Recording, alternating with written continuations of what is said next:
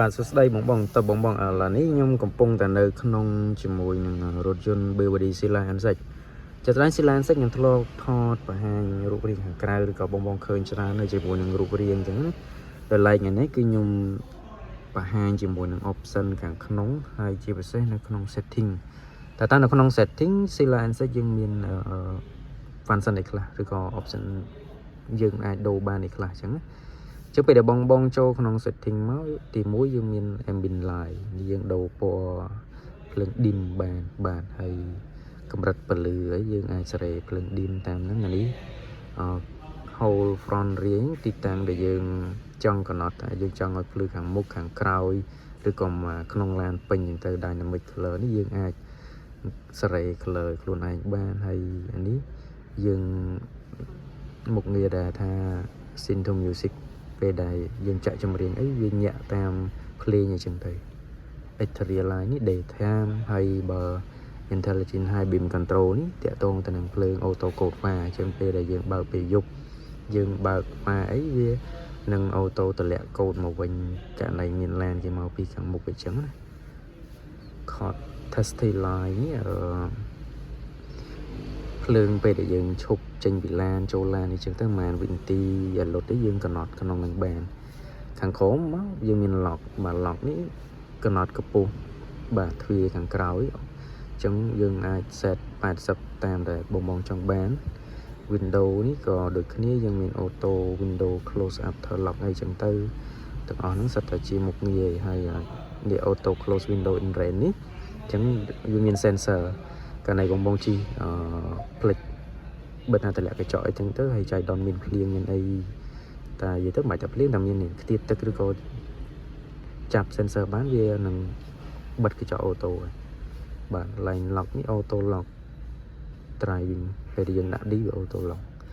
បាទចូលមកក្រោមយើងមាន sound មាន display audio នេះបង custom អាចអង្គុយ set បានបាទហើយកន្លែងនេះ volume adjust speed with speed បានន័យថាយើងអាចកំណត់សលេងនេះលក្ខណៈ off ចោលក៏បានដែរតែនឹងយើង off ចោលតែអត់អីទេបាទ notification ធម្មតាទេ screen entrancement អីអស់ហ្នឹង line energy នេះបាទនេះចំណុចសំខាន់គឺ SOC នេះ SOC នេះគឺចំណុចសំខាន់មែនតើដែលបងប្រើ plugin hybrid គឺត្រូវតែដឹងអញ្ចឹងនេះគឺការដែលយើងកំណត់ទៅលើបាក់តេរីបាទជាធម្មតានៅពេលដែលយើងអូសមកអស់គឺវា 25% វាអូតូចូលសាំងលាគិសនីឬក៏ HEV ឯងប៉ុន្តែមុខងារកន្លែងហ្នឹងយើងមានមួយទៀតបើសិនជាបងជិះទៅខេត្តអីយើងចង់ឲ្យបាក់តេរីរបស់យើងកុំឲ្យទាបពេកយើងអាចធ្វើការកំណត់លើសពី 25 បានរហូតដល់ 70% យ៉ាងខ្ពស់បាទហើយអញ្ចឹងយើងមានអូសមក 30-40% តាមដែលបងកំណត់បានអញ្ចឹងបើសិនជាថ្មបងជិះមក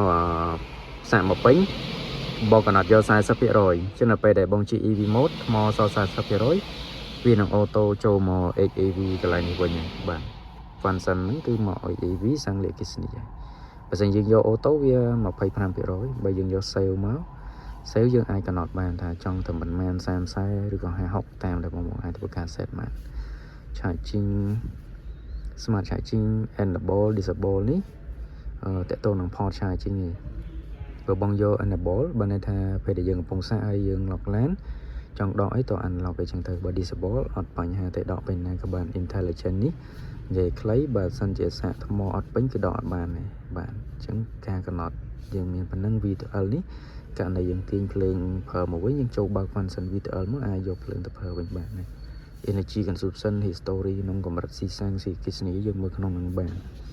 តើតើនៅក្នុង vehicle នេះបាទនេះក្អីកណៅតិចបាទ AC នេះម៉ាស៊ីនជាផ្សេងក្អីកណៅតិចបងអាចបើកក្នុងនឹងក៏បាន intelligent assist នេះ hill assistant ហ្នឹងប្រព័ន្ធទប់លឿនពេលចុះចំណតចុះពីភ្នំអញ្ចឹងណាបាទ driving control យើងមានការសេរី steering assist mode នេះតើតើជាកូដតុនធូទាំង sport comfort អីហ្នឹង braking ក៏ដូចគ្នាបាទហើយនេះបងតែងតា electric parking នេះប្រេងដៃបាទហើយខាងក្រោមនេះធម្មតាទេ comfort driving នេះ auto power on ហ្នឹងមុខងារដែលបងបើសិនជាបងបើក ពេលដែលបងចូលឡានគាត់បើកទ្វារជាន់6គឺឆេះកន្លែងហ្នឹងបាទ auto power on ក៏ដូចគ្នាករណីបងចេញទៅវិញទៅអត់បានបលុតឡានទេបន្ទាប់មកយើងចុច lock ឡានវា auto លុតហើយបាទហើយខ្សែ mirror នេះ auto fold កន្លែងនេះ auto កញ្ចក់ក្តោប motor ក្តោប auto ហ្នឹងបើសិនជាករណីបងយកទៅថ្មីហើយអត់បានបើកអី lock គឺវាអត់ auto ក្តោបវិញអញ្ចឹងបងអាចចូលបើកកន្លែងហ្នឹង auto fold ហ្នឹងមកពេលដែល lock វាធម្មតាហើយបាទផលិតទឹក auto នេះបងងាយស្រួលហើយខ្ញុំចង់បញ្ជាក់បន្តិចកន្លែង auto braking បាទ vehicle driving control បងគេ switch កន្លែងនេះយើង set kilo set ថ្ងៃដែលថាត្រូវមក switch ទេពេលបងទិញថ្មីទៅបាទ safety assist នេះបងចូលឡើង ADAS មកនៅក្នុង ADAS ហ្នឹងយើងមាន lane keeping assist មើលជាស្រ័យនេះ intelligent cruise control បាទជាមួយនឹង adaptive cruise control នេះគឺ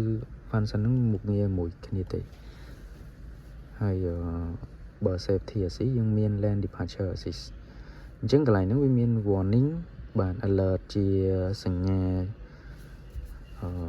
ជូនមកបងឬក៏ prevention អញ្ចឹង prevention បានថាវាជួយទាញចកូតបើសិនជាបងយក warning